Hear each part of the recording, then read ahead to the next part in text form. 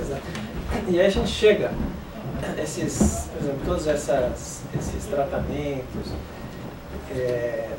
já apareceu um cigarro, inclusive eles tiraram a nicotina e não pegou, lançaram isso, não pegou, o público não aceitou, porque quem não era viciado não se viciou. Mas não resolve para essa nova etapa de adolescência? Quem era viciado não teve. Existe essa questão. Só quer tirar uma ondinha com o cigarro, não resolveria para eles? Porque aí acho não que é que pega, né, doutora? Né? Essa história aí pega no tirar uma ondinha, né? Começou Existe a tirar uma ondinha.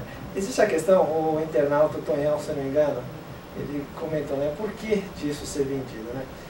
E nós vivemos um círculo vicioso, porque de um lado, nós temos que são respeitáveis e pelo menos estão do lado certo, nós temos os grandes laboratórios que lançam esses remédios para a pessoa parar de fumar, e você cria um círculo vicioso, você acaba da mesma forma fomentando esse produto. Essa é uma questão muito interessante a ser analisada.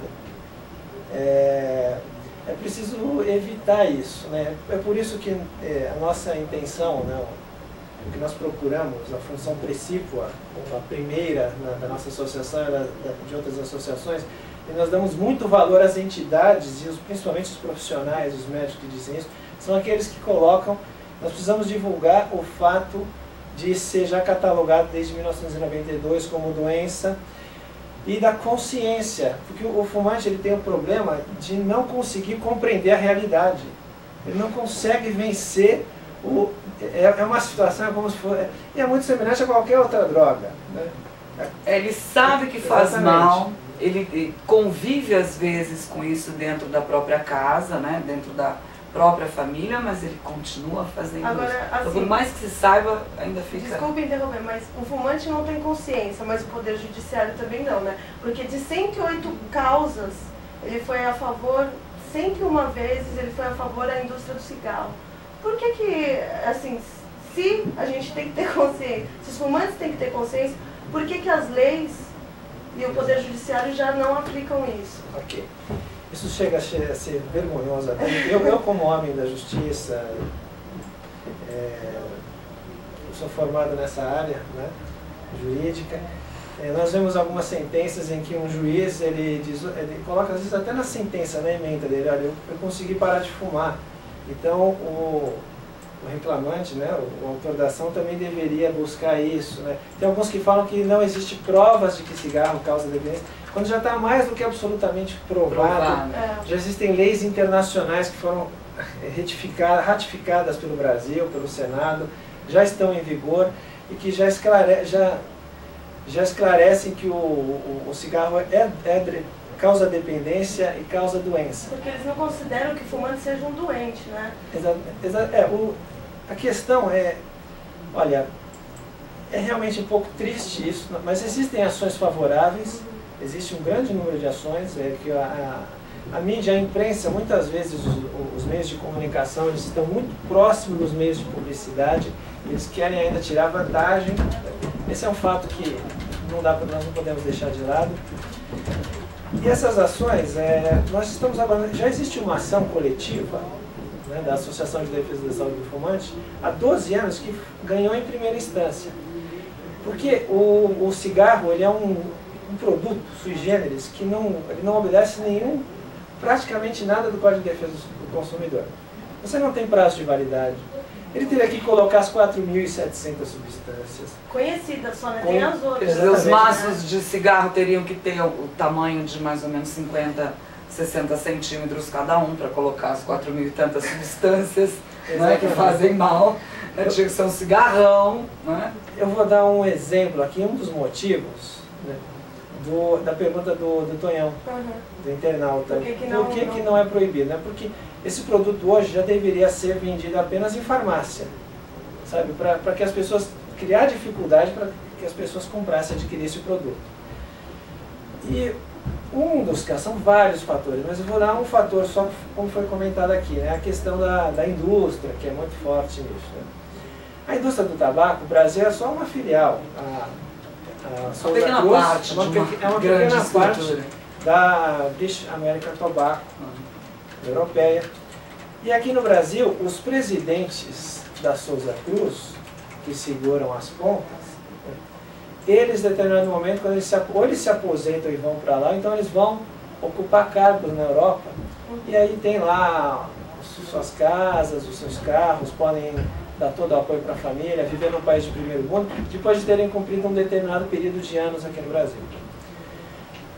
Em contrapartida, nós temos aqui no Brasil alguns ministros que falam, nós tivemos o Humberto Costa, que havia prometido, e nós cobramos muito dele, e de repente ele sai, vai tentar uma eleição, não conseguiu nada, e não conseguiu fazer aquilo que havia dito. Depois tivemos o Saraiva Felipe, tivemos um outro com um tempo menor, e nós temos agora um ministro que fala, que já tinha prometido, inclusive levou 6 meses para encaminhar o projeto da questão do fumo passivo, porque existe o exemplo também do fumo passivo, você permitindo, você dá o exemplo para os outros. Além de você, principalmente para os jovens, para as crianças, fumar tem que ser algo, deve ser em casa, e longe das crianças principalmente, porque está dando esse mau exemplo, tá? É como se estivesse fazendo propaganda, né? E no Brasil, nós temos essa troca. Então, por exemplo, nós temos uma Comissão Nacional de Implementação da Convenção Quadro, onde existem outras pessoas que não acompanharam a tramitação no passado, né? O Brasil ele foi muito atuante nisso, através do Ministério das Relações Exteriores.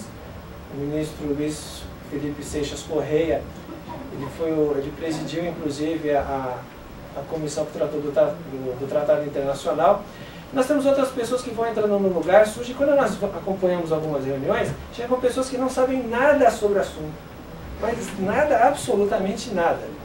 Conhecem outros assuntos, conhecem outro tipo de legislação, mas de tabagismo não sabem, às vezes, que não sabem nem que é uma droga, né?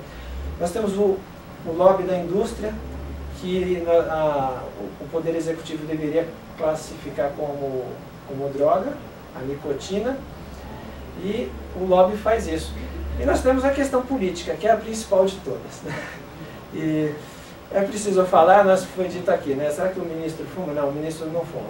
Mas na Casa Civil, a ministra fuma. O presidente da República, ele fuma. E ele chama uma coletiva, chamou 8 jornais recentemente, para dizer que na sala dele, quem manda é ele, e ali ele fuma, e lá se fuma. Um inconsequente, na minha opinião. Exatamente. Um grande falar isso publicamente, exatamente, porque ele está cometendo uma irresponsabilidade enorme, porque ele está fazendo apologia. Apologia, exatamente. Se vocês me permitirem, eu vou trazer até uma novidade exclusiva aqui que estou trazendo para o programa.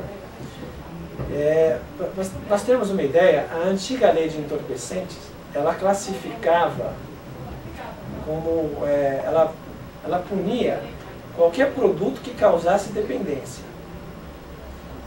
O lobby, aí não entra só o lobby, não é só do fumo, não, o lobby do tabaco, é o lobby do álcool também. Eles conseguiram modificar, essa lei ela vigiu durante 20 anos, alguns anos atrás eles modificaram a lei de entorpecentes.